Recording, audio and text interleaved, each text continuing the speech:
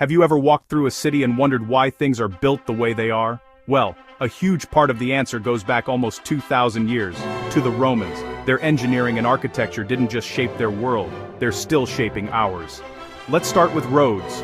Roman roads were legendary, straight as an arrow, built to last, and stretching for thousands of miles across Europe, North Africa, and the Middle East.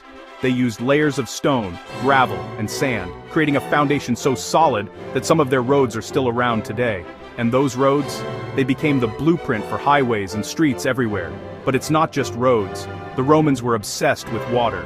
They built aqueducts, those massive stone bridges you see in photos, carrying water from mountains into cities, sometimes over 50 miles away.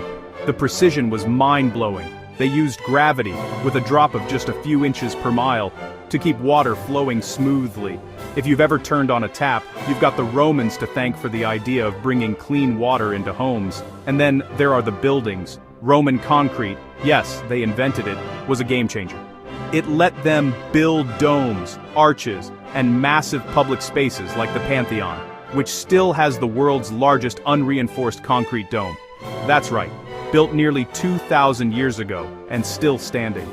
Their use of arches didn't just look cool, it made bridges, aqueducts, and stadiums stronger and more durable. Speaking of stadiums, the Colosseum is probably the most famous. It could seat over 50,000 people, with a retractable roof and a complex system of corridors and ramps. Basically, the ancestor of modern sports arenas. Even today, stadium designers look back at Roman blueprints for inspiration. Roman cities were carefully planned too. Streets in a grid, public baths, forums, and even apartment buildings, called insulae, were all standard features. Their urban planning is echoed in cities around the world, from New York to Tokyo.